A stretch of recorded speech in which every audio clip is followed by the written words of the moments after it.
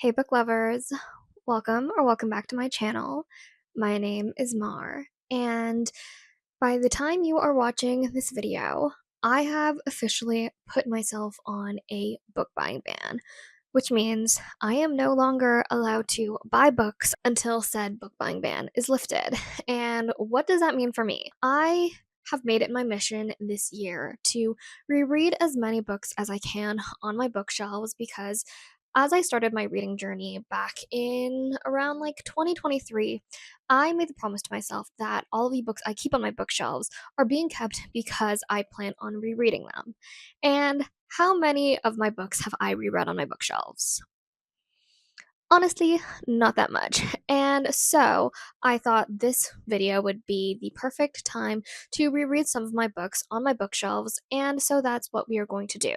So, in order for me to get this book buying ban lifted off of my shoulders, one of the things I can do is A, reread at least, I would say, let's say 50% of the books on my bookshelves this year, and also finish reading my physical TBR because what I notice is that I have tons of books that have been piling and piling and piling on my TBR cart, and I have not touched once at all. So, for this week's video, we are starting the series the Great Re-readathon, in which I am going to try to reread as many books as I can this year while also reading new books that are still on my physical TBR and also catch up with all of the 2026 releases. Am I able to do it? We will see. But just because I'm on said book buying ban, that just means I am not allowed to buy books. So, physically buy books. That does not mean I can get books off of things like the library or Libby or whatever, or Audible, because I already pay a subscription for that. So, any books that I, might want to consider reading and all of that and maybe buying, I cannot buy them, but I can borrow them from the library or Libby or use my Audible credit toward them. So those are the only kind of loopholes I have when it comes to said book buying ban.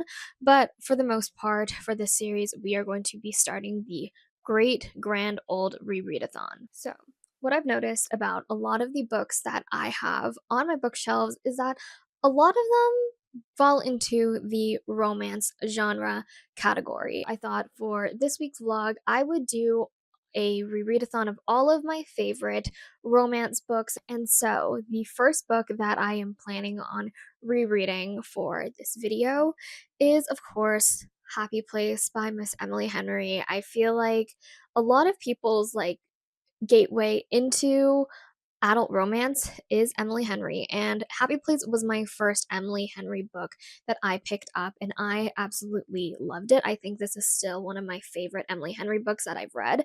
I've read all of her books, and this is just the one that hits me the most, and I feel like it's because it's not a typical romance book, if that makes sense. I feel like a lot of people going into this one definitely think that it's a romance book that is about a man and a woman, and there is some miscommunication between them. But I feel like with this one, it goes a lot deeper into not only just romantic relationships, but also platonic relationships with friends, the shifts that you have being in a big friend group. You spend so many years of your life, or you spend so many years with a specific type of people, and these people know you inside out, but at the same time, everyone is going through their own different changes, and everyone is entering new, chapters of their lives. And so those things can really sometimes shift a friendship or shift how you see life or shift how you see a different person. And I think that's what I really like about Happy Place. I like that it tackles more than just the romance between Harriet and Wayne. It talks about the different relationships between best friends and their lovers. I actually did just start reading this a few days ago, and I made it to 30% of the way through this book already. And even just rereading that part of it, you can see all of the little hints and Easter eggs that Emily Henry leaves, throughout the beginning of the books as to sort of what's going to shape into the next few chapters of the book. And so that's what I really like about Happy Place. And I'm so excited to pick this back up again. And what kind of kick started me into wanting to read this again is that I just watched the movie People We Meet on Vacation, and so I was going to do a People We Meet on Vacation reread, but then I just felt like it was a bit too soon to do that, and People We Meet on Vacation isn't necessarily my favorite Emily Henry book, and so I wanted to pick up my favorite one, which is Happy Place, and so we are going to continue reading this book, and so that is the first book we are tackling for this grand re-readathon, great re-readathon. What did I name it? I don't know. We will come up with a better name in the future, but for right now, this is the first book we're tackling, and so let's get into it.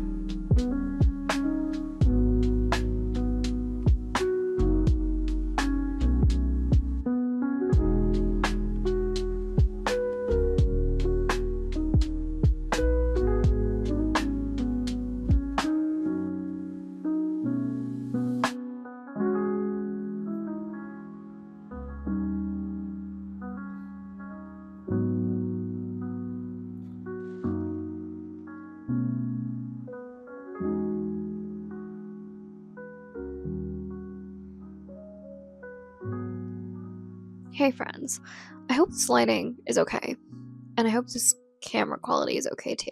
I'm not filming like my normal setup, so it's kind of throwing me off, but anyways, I'm here to update you about Happy Place so far. I am almost 60% of the way through Happy Place, and reading this, I have come to the conclusion that I like this book better than I did when I was doing my first read of it. And I feel like it's for like a multitude of reasons, but like the first thing is that again, Happy Place was like the first Emily Henry book I ever picked up. And so this one always has a little bit like of a piece of my heart. I feel like I am enjoying it more simply just based off of the fact that I know what's going to happen in the end.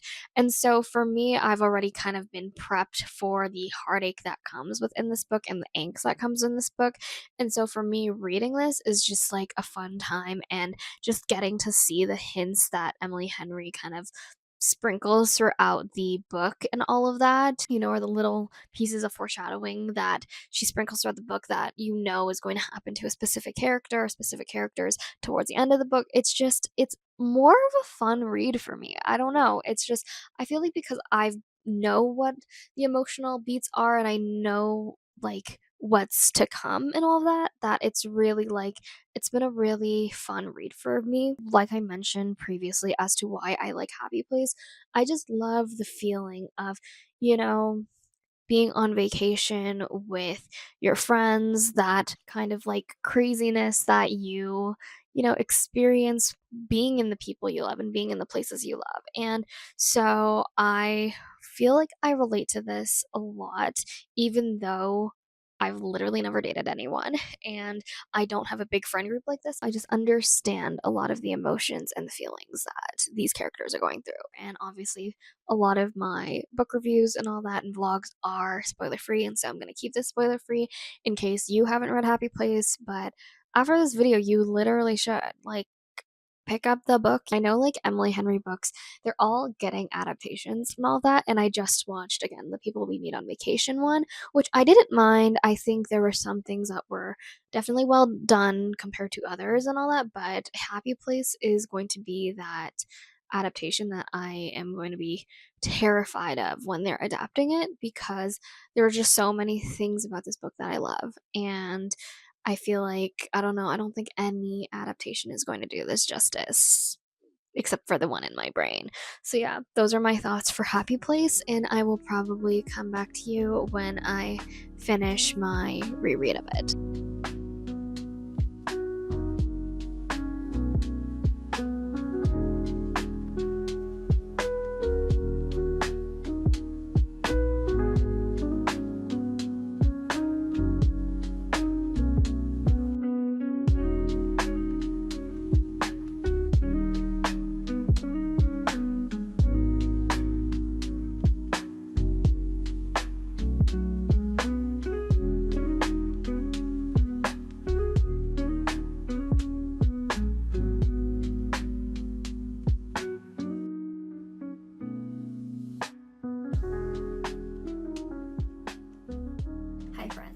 So, update for me, I am now 90% of the way through Happy Place.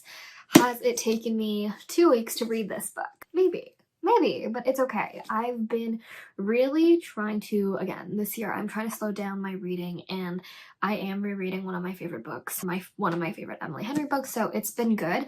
And honestly, like, now that I've taken the time to really, like, slow down and read these books, like, I've been having a really good time. I've really just been like absorbed in the world and all of that of Happy Place. And again, for me, this one is my favorite Emily Henry book because I feel like I just understand each of the characters and their perspectives. Even though there is that miscommunication trope and all of that in this book, I feel like for me, it's a manageable miscommunication trope in that there's not really like there's a miscommunication because everyone has different motives as to what they want this vacation to be. And, you know, obviously there are some personalities that overpower other personalities, and there are other personalities that think one thing and then you're actually doing the other thing. And so, like, it's a very interesting and like introspective way of talking about adult friendship and talking about all of the changes that come when, you know, you're in like this type of situation and all of that. And so,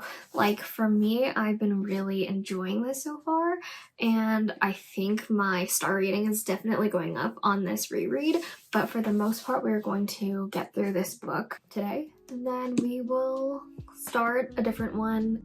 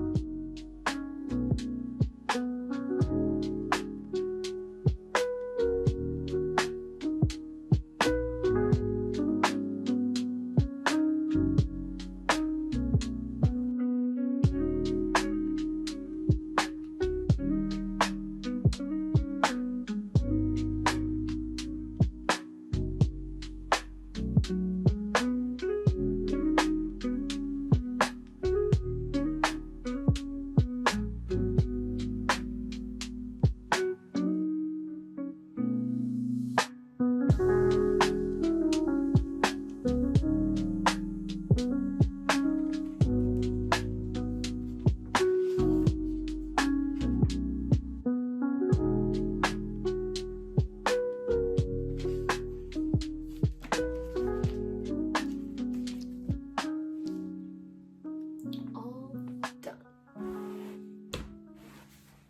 I feel like I haven't posted from this angle in a bit with like my bed and all that, but also I just wanted to point out my jelly cat, my heart dragon. I literally went to the store and was like, "You're coming home with me. You're coming home with me. You're coming home with me." And that's what I did. But anyways, I just finished my reread of Happy Place by Emily Henry, and I just wanted to come on here and talk about it with you guys. And so, yeah, let's just get into the review. Let's get into my overall thoughts of this reread. And overall, I rated this book higher than what I had before. I believe I gave it a 4.5 stars when I read it the first time, and I bumped it up all the way to a 5 stars, and for rereadability, this hit so well. I feel like it's just one of those books that it's better on the reread than the first read. And I feel like when you're on the first read of this book, you kind of are like you are unsure of kind of what you're stepping into.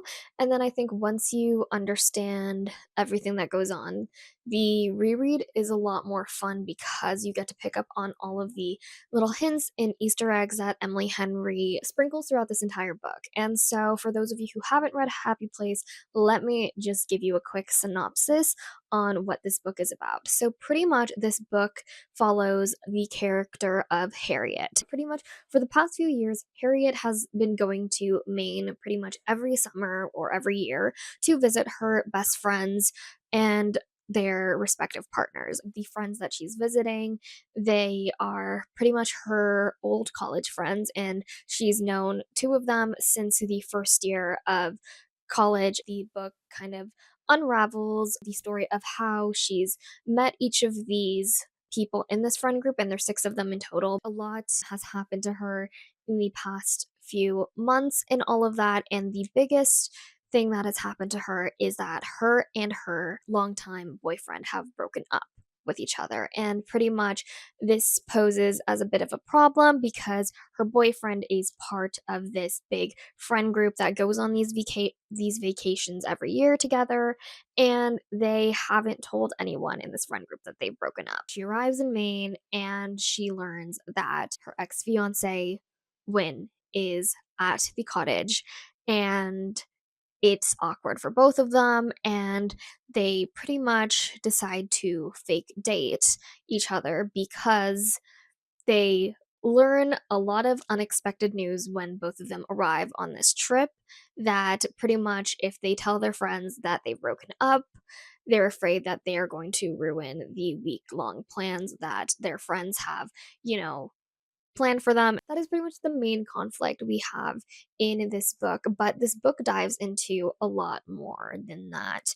And I feel like with this Emily Henry book, there's a lot more like mixed reviews of this book compared to like all of her other ones. And I feel like this book is a book that it's like you really have to understand what you're going into while when you're reading this, because I feel like a lot of her other books, like People We Meet on Vacation, Funny Story, Book Lovers, and all that, they are primarily romances. They are romances with a small cast, and, it's between one or two, like, it's between the female lead and the male lead, and they end up in some type of conflict with each other. Where this one, there is a female lead and there is a male lead, and they are in a romantic relationship and going through those struggles with those different situations with each other.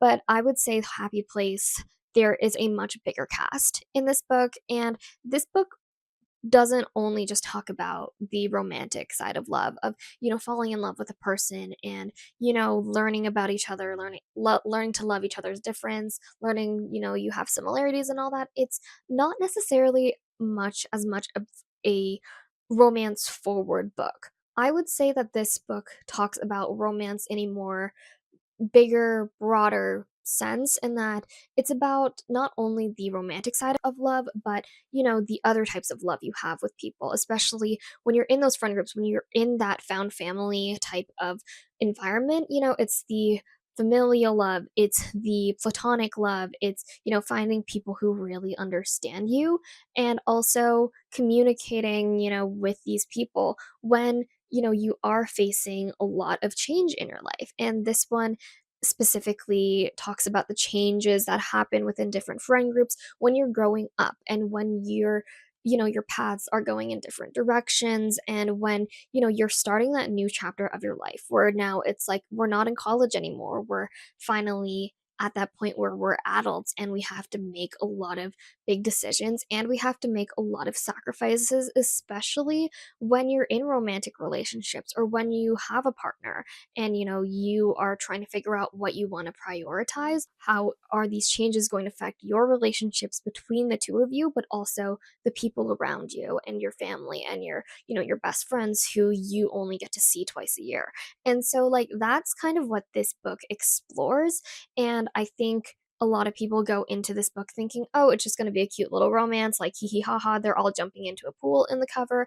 But no, it talks about a lot of like deeper subjects than I think a lot of people expect this book to. And I would say, like, this book also is one of Emily Henry's a bit more like angstier books. And, I think when you read it from an objective lens, like, as you do in this book, it's so easy for the reader to point out all of the miscommunications or opportunities for, like, these characters to come clean to each other and all that. But I think having that conflict and that miscommunication was done really well in this book. Like, for me, I hate a miscommunication trope, but reading this, I didn't mind it, and I was like, "That makes sense." I think they're all the characters in this book have different motivations and have reasons as to why they act in specific ways, and their reasons I am able to see and understand and empathize with, because there's some characters in this book that I do see myself in more than others, and so really getting to see those point of views, um,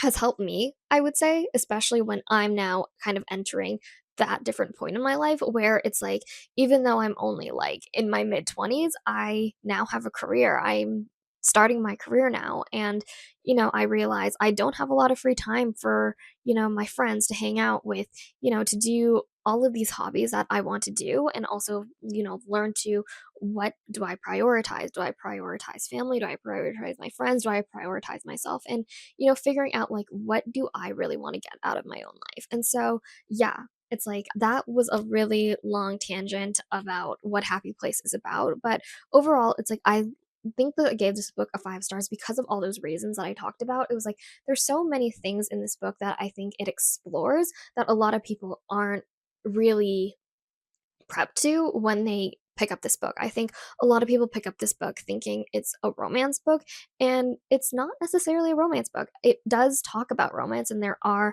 romantic scenes and all that. There's a lot of banter. If you like Emily Henry banter, there's still enough Emily Henry banter in this.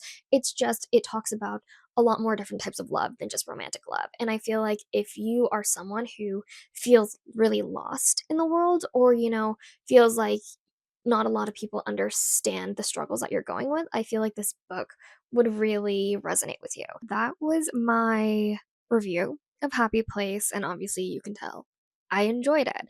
But now it is time to move on to the next book we are reading for this video. And as you can see, my bookshelf and how it's displayed, don't look at this shelf. We are going to be doing a little bit of rearranging in a bit, but as you can tell, I have a special edition of To All the Boys I Loved Before by Miss Jenny Han.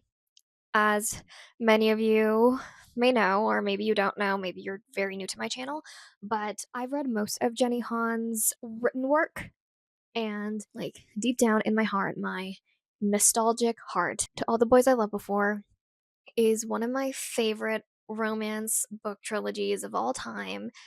Is it the best romance book trilogy that has ever been written? No.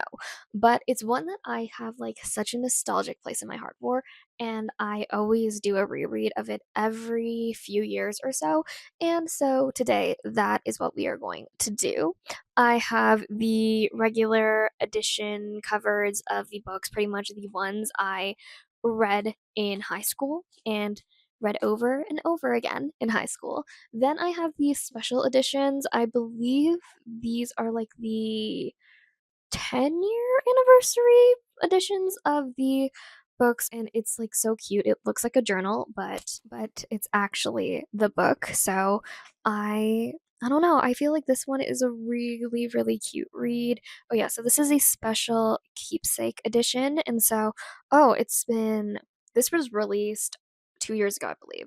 So 2 years ago, it was 14 years since she wrote To All the Boys I Loved Before. So I guess now it's been like 16 years of this book, which is crazy. I also have the Fairy Loot editions of the book 3 books. I personally just love the covers of these ones. I think they're so cute. I love the artwork, and this is literally how I picture like Laura Jean and Peter Kavinsky and all of that. And then obviously there's like the sprayed edges. One thing about these special editions is that the font crazy big. So I can either pick the special edition that has the crazy big font, or I can pick the special edition that has a crazy small font, or I can read the ones I have from when I was a teenager and have literally annotated. Anyways, I think I might do the small special edition of it because it's just so cute. I don't think I'm gonna read the whole trilogy for this video. I feel like that's a bit too much. But I definitely will read the first book. I personally like, again, the second book is my favorite just because of Mr. John Ambrose McLaren, but we're not ready to talk about him. But anyways, we are going to start To All the Boys I've Loved Before for this video, and then I have to figure out what the next book I want to read for this romance themed video reread grand readathon. What did I name this video? The Great Rereadathon? The Great Rereadathon episode 1. It'll come to me one day. But yeah, let's get started.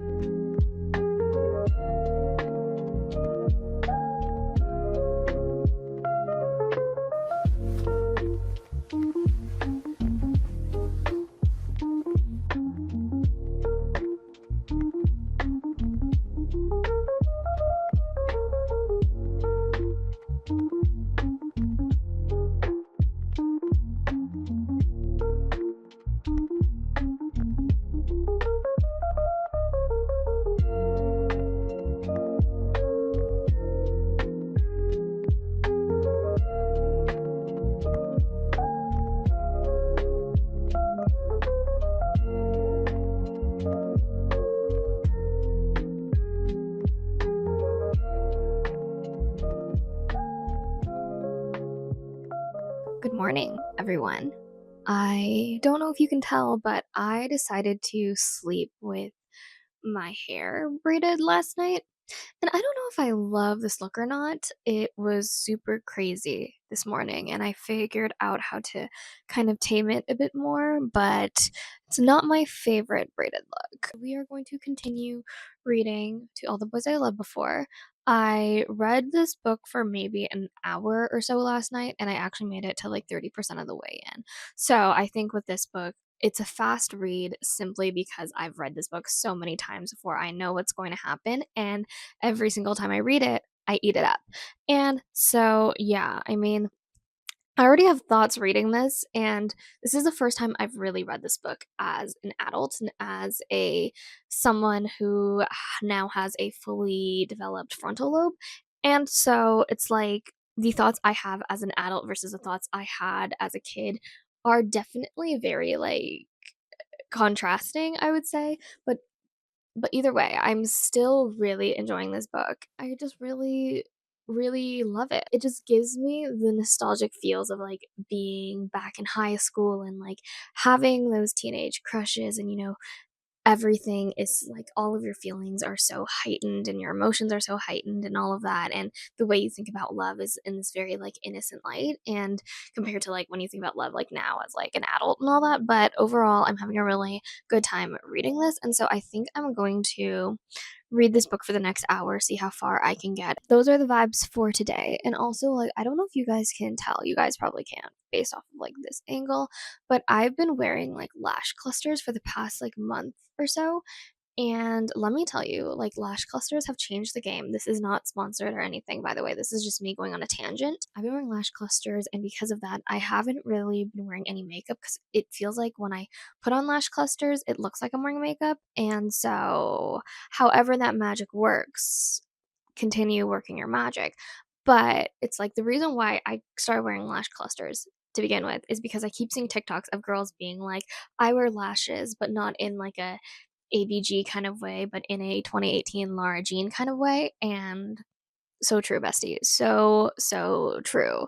And now I'm trying to wear my lashes in a 2018 Lara Jean kind of way. But, anyways, we're going to continue reading To All the Boys I Loved Before, and then I'll let you know my thoughts in a bit.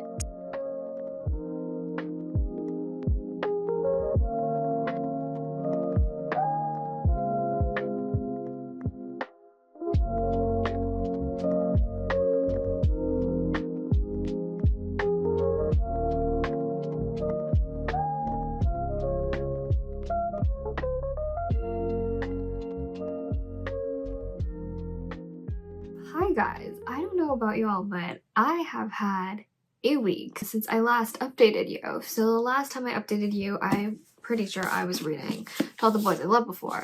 And then I read for an hour and I was like, you know what, I'm gonna edit a video, get that in, in motion and progress. And then guess what? I started editing said video. I was importing all of my clips and all of that, and then everything kind of crashed on me. My computer was running slow, so I was like, you know what, I'm gonna unplug my hard drive and we are going to just do a reboot and all that. Maybe things will be a little bit faster. Do the reboot, plug in my hard drive. Can't see my external hard drive at all. It just wasn't showing up and all that, and I have had that happen before. And I was like, great, my hard drive has been corrupted. And so pretty much I spent the week just ignoring the problem because, as one does, I was like, you know what, I'm not going to focus on this right now. We are just going to ignore the problem until I need to deal with it. And so this weekend I finally decided to try and troubleshoot my hard drive situation, all that, and luckily I was able to get all of my files back like from my hard drive and all of that. So now I'm in the progress of like importing all of my files to my Google Drive and all that, because I'm like, okay, I need backups and backups and backups of all of my files, and so I don't want to touch my computer right now. Because of that, I just really haven't had time to read and all of that, and so I am going to finish reading All the Boys I Loved Before. I'm pretty much almost done this book, and since it is a reread, it's an easy reread and all of that. So I think that's what I'm going to continue doing, and then I will probably end the video here because I simply don't want to be stuck on this video right now. I want to continue with my schedule and start filming more and more content and picking up more books and all that to read and all that. So I think this book will kind of be the last book I'm rereading for this series and all that. But if you like this concept and all that, obviously I'm going to do a second part and we're going to make it a part series and all that. Let's continue reading To All the Boys I've Loved Before.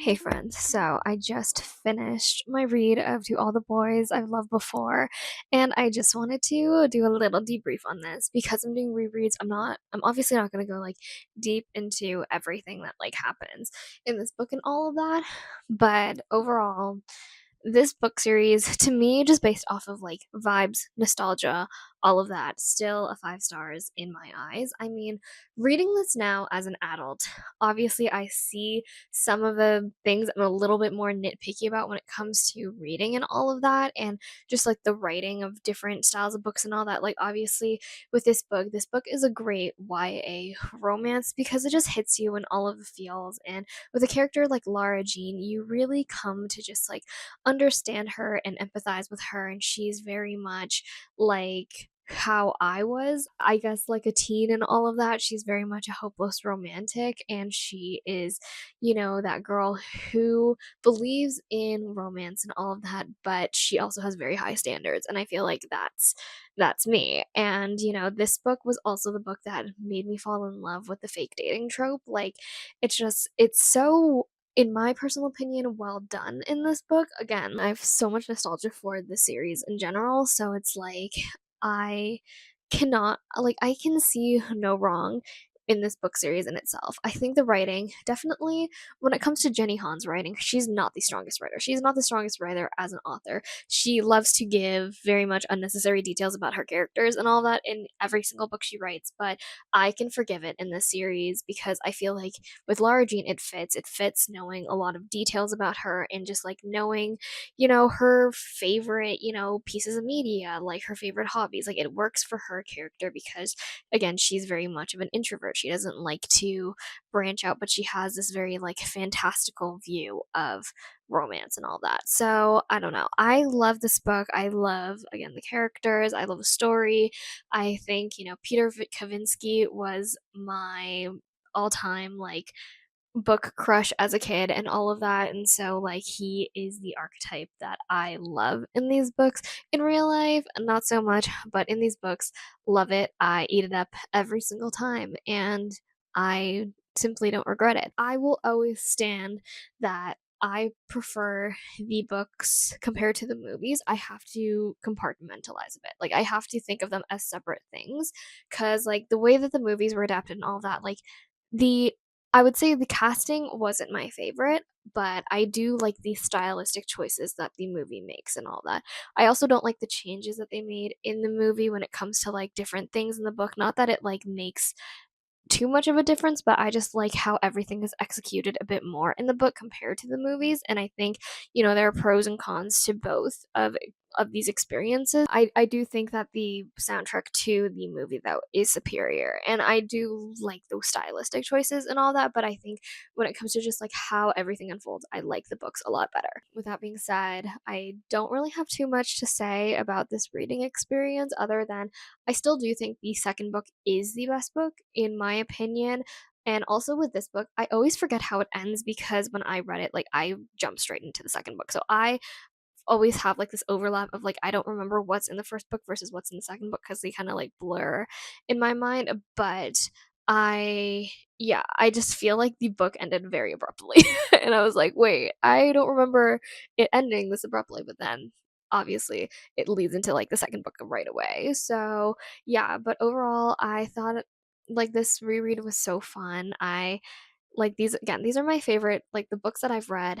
Tell the Boys and Happy Place are some of my favorite books that I've read throughout the years, and obviously one of them is more recent reads, the other one is purely nostalgia and all of that, but I hope to continue the series again and share my thoughts on how I feel during these rereads and just like finding those books that you can reread over and over and over again and like, you know, not be mad about it and just like it just gives you pure happiness to do so. Like that's always so fun. So thank you so much for coming along for this ride and all of that. I hope I have this edited sometime soon. Thank you so much for watching this video, and I will see you in my next one. Bye!